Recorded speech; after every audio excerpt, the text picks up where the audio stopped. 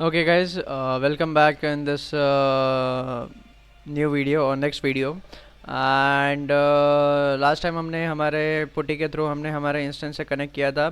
अब last time हमने और एक चीज़ की थी कि हमने हमारा जो ये पुटी का सेशन उसको सेव किया था। तो नेक्स्ट टाइम आपको अगर अपने इंस्टेंस से कनेक्ट करना है और आपने अपना सेशन पहले बार में सेव किया हुआ है तो अब आपको कैसे कनेक्ट करना है वो मैं आपको बता देता हूँ। ठीक है, तो वो इसको मैं कैंसिल कर देता हूँ। ओके, एंड मैं यहाँ पर वापस से जाता हूँ, पुटी ओपन करता हूँ। पुटी ओपन करते ही यहाँ पर अब देखिए मेरा टेम्प इंस्टेंस जो है वो ऑलरेडी यहाँ पे विजिबल है। या तो मैं इसके ऊपर डबल क्लिक कर सकता हूँ, डबल क्लिक करता हूँ तो डायरेक्टली डबल क्लिक करने पे मुझे मेरा वापस से वो ओपन हो जाएगा। यहाँ पे मैं EC2-यूज़र डालूंगा और मैं मेरे इंस्टेंस से कनेक्ट हो जाऊँगा। ठीक है, अब और एक चीज़ यहाँ पे क्या की जा सकती है, डबल क्लिक नहीं करना है तो और एक चीज़ यहाँ पर ये है कि आप इस इंस्टेंस को सेलेक्ट कीजिए और लोड पे क्लिक कीजिए। लोड पे क्लिक करते ही यहाँ पर क्या आ जाएगा, यहाँ पर आपका आईपी एड्रेस जो आपने सेव करते वक्त डाला था वो आ जाएगा। प्लस इसके साथ साथ यहाँ पर जो आपने SSH की डाला था, जो सेलेक्ट किया था वो भी यहाँ पर आ जाएगा। तो ये दोनों चीज़ें ऑटो फिल हो जाती है। ठीक है, अब आपको क्या करना है, एक बार आपने लोड पे क्लिक किया, अब आप ओपन पे क्लिक कीजिए। ठीक है, तो ओपन पे क्लिक करते ही आपका क्या हो जाएगा कि आपका जो इंस्टेंस है वो वापस से कनेक्शन के लिए रेडी हो जाएगा। आपको यूज़र नेम डालना है और कनेक्ट कर लेना है। ठीक है, तो ये दो तरीके हैं आपके इंस्टेंस से कनेक्ट होने के लिए पुटी के थ्रू। पुट सेव करना है सेशन तो डिलीट करना चाहो तो वहाँ पर डिलीट का भी ऑप्शन रहता है, वो भी आप देख लो एक बार। यहाँ पर ही है, डिलीट करना चाहो तो सेलेक्ट करो और डिलीट कर लो। ठीक है, तो इस तरीके से अगर आप सेव करते जा रहे हो तो यहाँ पर आप मल्टीपल इंस्टेंसेस के या मल्टीपल कनेक्शंस का नाम देकर आप सेव कर सकते हो। सो दैट आपको बार बार आईपी एड्रेस डालने की ज़रूरत नहीं है, आपको बार बार SSH में जाके ऑथ में जाके आपको PPK फाइल सेलेक्ट करने की ज़रूरत नहीं है। तो ये फ़ायदा रहता है सेव करने का। ठीक है, तो मैं यूजुअली अगर मुझे किसी प्रोजेक्ट पे लंबे समय तक काम करना है तो मैं उसको सेव कर लेता हूँ। ठीक है, सो ये एक चीज़ हो गई। अब थर्ड जो टाइप है हमारा जिसके थ्रू हम इंस्टेंस से कनेक्ट हो सकते हैं वो है हमारा FTP, मतलब फाइल जला के through. FTP as in file transfer protocol. तो FTP के थ्रू भी हम कनेक्ट हो सकते हैं हमारे इंस्टेंस से। लेकिन हाँ, वो वाला कनेक्शन में आप कोई प्रोग्राम्स वगैरह इंस्टॉल नहीं कर पाओगे। वो वाले कनेक्शन का यूज़ करके आप अपने फाइल्स को एक्सेस कर सकते हो, फोल्डर्स को खोल सकते हो, फाइल्स को डिलीट कर सकते हो, मॉडिफाई कर सकते हो, जो भी फाइल्स है आपके ऑपरेटिंग सिस्टम के अंदर में, या कोई नई फाइल से स्टोर कर सकते हो। ये सब चीज़ें आप कर सकते हो FTP के थ्रू। ठीक है, उसका मतलब भी वही होता है, फाइल ट्रांसफ़र प्रोटोकॉल का। तो अब FTP के लिए आप अलग अलग तरीके इस्तेमाल कर सकते हो। मैं आपको FileZilla रिकमेंड करूँगा। ठीक है, तो फिलहाल के लिए मैं क्या करता हूँ कि यहाँ पर जो है मैं इसको कट कर देता हूँ यहाँ से, और FileZilla मैं रिकमेंड करूँगा। FileZilla आपको अगर आपको चाहिए तो आप यहाँ से डाउनलोड कर सकते हो, अगर आपके पास नहीं रहेगा तो। FileZilla क्लाइंट डाउनलोड करना है आपको। ठीक है, FileZilla सर्वर मत डाउनलोड कर लेना गलती से, FileZilla क्लाइंट डाउनलोड करना है आपको। ये भी फ्री है और ओपन सोर्स है और सिक्योर भी है। आप इसको FileZilla डाउनलोड FileZilla क्लाइंट करके हैं, यहाँ पर क्लिक करोगे आपका FileZilla डाउनलोड हो जाएगा। ठीक है, अब यहाँ पर हम लोग क्या करते हैं कि हमारा FileZilla, मेरे पास FileZilla ऑलरेडी है। FileZilla के थ्रू भी कनेक्ट जब होना रहता है तो उसके लिए भी एक सर्टेन प्रोसेस है जिसको हम लोग अभी देखेंगे। तो यहाँ पर देखिए मैंने मेरा FileZilla ओपन कर लिया है। ठीक है, यहाँ पर कुछ ऑप्शंस है, host, user name, password and port. तो होस्ट नेम में जो है जस्ट लाइक पुटी, मुझे यहाँ पर जो है मेरा IP एड्रेस डालना है या फिर DNS, पब्लिक DNS नेम डालना है, पब्लिक IP एड्रेस या फिर पब्लिक DNS नेम। तो मैं क्या करूँगा कि मेरा पब्लिक DNS नेम यहाँ से कॉपी कर लेता हूँ। जैसे मैंने यहाँ पर कॉपी कर लिया है और मैं यहाँ पर जाके पेस्ट कर दूँगा। ठीक है, सिर्फ पब्लिक DNS नेम। ठीक है, इनकेस अगर आप IP डाल रहे हो तो आप IP भी डाल सकते हो। यहाँ पर आपका IP है, इस तरीके से आपने IP कॉपी कर लिया, यहाँ पे पेस्ट कर दिया। ठीक है, और इसके अलावा अगर आप चाहो तो आप अपना डोमेन नेम भी डाल सकते हो, जैसे abc.com। ठीक है, यहाँ पर डोमेन नेम भी डाल सकते हो, लेकिन IP एड्रेस और डोमेन नेम डालते वक्त ध्यान रखना, क्योंकि ये बहुत बार गलती हो जाती है लोगों से और फिर प्रॉब्लम आता है उनको कनेक्ट करने के लिए, कि लोग जो है यहाँ पर HTTP या HTTPS करके भी डाल देते हैं और उसके आगे ये पूरा कॉपी कर लेते हैं। लोग अब ब्राउज़र से अगर डायरेक्टली डोमेन नेम कॉपी करेंगे तो HTTP ऑटोमेटिकली आ जाता है, HTTPS आ जाता है। IP एड्रेस के भी केस में कभी कभी वो लोग अगर ब्राउज़र से कॉपी कर रहे हैं तो ये भी आ जाता है। तो आपको इस चीज़ का ध्यान रखना है कि आपका जो डोमेन नेम है वो सिर्फ abc.com या जो भी इतना ही पोर्शन रहना चाहिए। उसके पहले का www डॉट या फिर मे बी HTTPS या मे बी IP एड्रेस के पहले HTTPS वगैरह नहीं रहना चाहिए। ठीक है, ये चीज़ आपको ध्यान रखनी है। तो फिलहाल के लिए I be just entering my IP address. फिर उसके बाद यूज़र नेम हमारा अगेन यहाँ पर जो है EC2 यूज़र ही रहेगा। उबंटू ऑपरेटिंग सिस्टम के केस में उबंटू डालना है। अगर आप उबंटू ऑपरेटिंग सिस्टम के भी केस में EC2 यूज़र डालते बैठोगे तो आपका कनेक्ट नहीं हो पाएगा। ठीक है, पासवर्ड हमारा तो कीपैड फाइल है, हमारा कोई ऐसा स्पेसिफिक पासवर्ड नहीं है जो हम यहाँ पे टाइप कर सके, तो इसके लिए हम इसको ऐसे ब्लैंक रहने देते हैं। पोर्ट नंबर हमारा यहाँ पर भी 22 रहेगा, क्योंकि जो हमारा प्रोटोकॉल है वो SSH प्रोटोकॉल के थ्रू ही हम या TCP प्रोटोकॉल के थ्रू ही हम कनेक्ट कर रहे हैं, तो पोर्ट नंबर हमारा हमेशा 22 ही रहेगा फाइलज़िला में और पुटी में भी। ठीक है, अब यहाँ पर आपको क्या करना है, जस्ट अ मिनट, यहाँ पर 22। अब यहाँ पर आपको पासवर्ड तो आपने डाला नहीं, तो आपको कीपैड फाइल अटैच करना पड़ेगा। कीपैड फाइल आप यहाँ से अटैच करोगे। कीपैड फाइल के लिए आपको यहाँ पे एडिट में जाना है, सेटिंग्स में जाना है। एडिट में सेटिंग्स में जाने के बाद आप SFTP में जाओगे। SFTP में जाने के बाद यहाँ पर देखिए मेरे इतने सारे कीपैड फाइल्स कनेक्टेड है, लेकिन इसमें से कुछ कुछ जो है वो लोड नहीं हो पा रहे हैं, बिकॉज मैंने उसका जो वो फाइल जो है उसके बाद में से डिलीट कर दिया, तो उसके लिए यहाँ पे लिख कर आ रहा है कुड नॉट लोड की फाइल, बाकी सारे लोडेड है। तो मैं यहाँ पे क्या करूँगा कि ऐड की फाइल करूँगा, और ऐड की फाइल करके यहाँ पर जो है मैं PPK फाइल भी ले सकता हूँ या फिर PEM फाइल भी ले सकता हूँ, दोनों में से कोई भी फाइल चलेगा।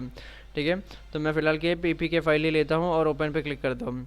ठीक है, ओपन पे क्लिक करते ही अब यहाँ पर देखिए मेरा क्या हो जाएगा कि यहाँ पर मेरा वो जो भी PEM फाइल रहेगा वो यहाँ पर आ गया है। यहाँ पर देखिए PPK फाइल आ गया है।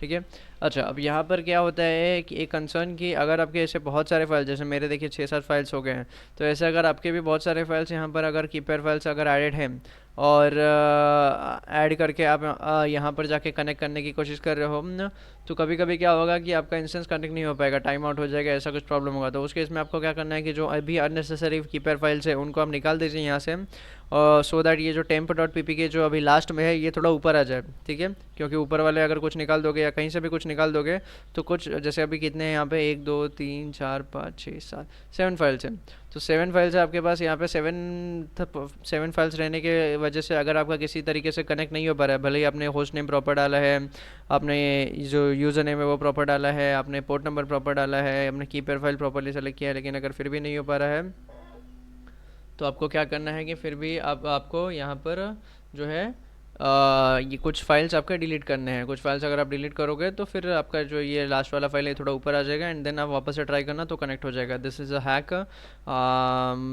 बहुत सारे लोगों को प्रॉब्लम आता है, वो लोग अलग अलग चीज़ें करते रहते हैं लेकिन होता नहीं है। आइडियली यही रीज़न है, तो ये चीज़ आपको थोड़ी ध्यान देनी है। इसके बाद आपको क्या करना है कि आपने अभी क्या किया कि आपने अपने फाइल ऐड कर लिया है। फाइल ऐड करने के बाद आपको ओके पे प्रेस करना है। कुछ लोग ओके प्रेस करना भूल जाते हैं, तो ओके नहीं प्रेस करोगे तो सेव नहीं होगा, तो आपको ओके प्रेस करना है। अच्छा, ओके प्रेस करने के बाद आपने अब अपना पासवर्ड की जगह पे कीपैड फाइल अटैच कर दिया। अब आप क्विक कनेक्ट पे क्लिक कीजिए। क्विक कनेक्ट पे क्लिक करते ही आपका जो है यहाँ पे कोई अलर्ट वगैरह भी कभी कभी आता है, तो उस अलर्ट को आपको यस करना है और अलाउ करना है। ठीक है, कहीं पे भी कुछ अलर्ट को डिनाई नहीं करना है, तो आपने अलाउ किया, यस किया। उसके बाद आपका जो है यहाँ पर इस तरीके से इस साइड में आपका जो है जो सर्वर है उस सर्वर के फाइल्स और फोल्डर्स यहाँ पर आपको दिखने लग जाएंगे। ठीक है, यहाँ पे फोल्डर्स डायरेक्टरी दिखेगा, यहाँ पे उस फोल्डर के अंदर में फाइल्स दिखेंगे। जैसे अभी यहाँ पर EC2-यूज़र फोल्डर ओपन है, तो EC2-यूज़र फोल्डर के अंदर में ये और एक फ़ोल्डर है और ये सारे फाइल्स है कुछ। ठीक है, ये फाइल्स है, इनके साइजेस यहाँ पे KBs में लिखे हुए हैं।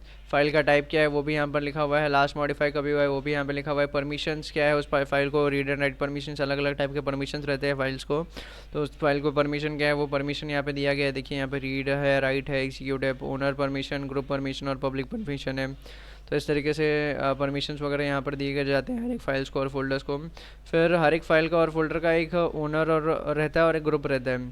ठीक है, तो जैसे ये यहाँ पर जो फाइल्स है इस पर्टिकुलर फोल्डर के अंदर EC2-यूज़र फोल्डर के अंदर में जो फाइल्स है उनका जो ओनर है वो EC2-यूज़र है और ग्रुप है वो भी EC2-यूज़र है। ठीक है, अब अगर मैं इस फोल्डर के बाहर जाता हूँ, फोल्डर के बाहर जाने के लिए आपको इसे बैक स्पेस करना है या फिर आप डायरेक्टली होम पे क्लिक कर लो। इस तरीके से आप एक एक फोल्डर पीछे जा सकते हो।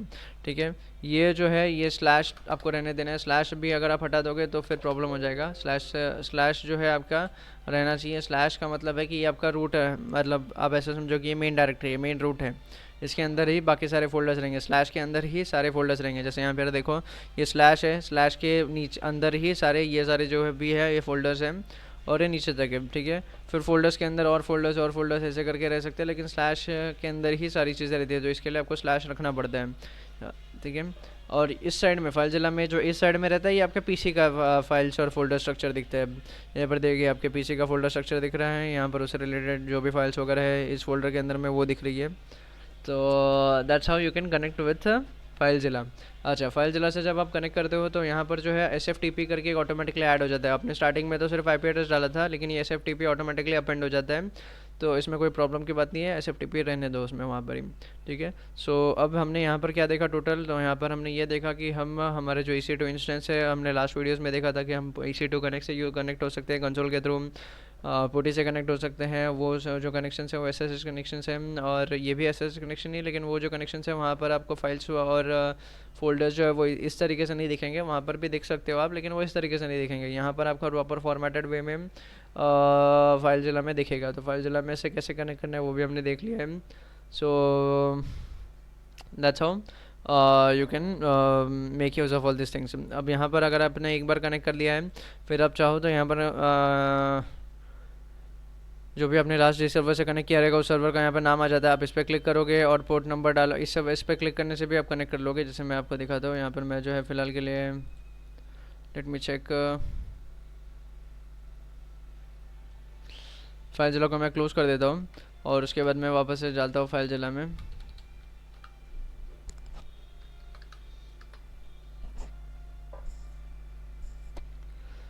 फाइल जिला में जाते ही यहाँ पर जो है मेरा हिस्ट्री दिखता है। यहाँ पर मैं वापस से क्लिक करूँगा, क्लिक करते ही मैं मेरे सर्वर से कनेक्ट हो जाऊँगा। यहाँ पर देखिए क्या दिख रहा है, यहाँ पर आपका SFTP EC2-यूज़र नेम दिख रहा है और आपका IP एड्रेस दिख रहा है। ठीक है, सो ये और एक तरीका शॉर्टकट है आपका कनेक्ट करने के लिए फाइल जिला से। ओके, तो थैंक यू, और आगे की वीडियो में हम लोग कुछ और चीज़ें देखेंगे। ठीक है, मैंने आपको फाइल जिला में फाइल्स वगैरह दिखा दिए हैं और वहाँ पर भी दिखा दिया है। अभी यहाँ पर टर्मिनल को यूज़ करने के लिए जो कमांड्स रहते हैं उनके बारे में भी हम लोग आगे आगे जैसे बढ़ेंगे वैसे वैसे हम लोग चीज़ें कुछ सीखेंगे। ठीक है, till then thank you and see you in the next video.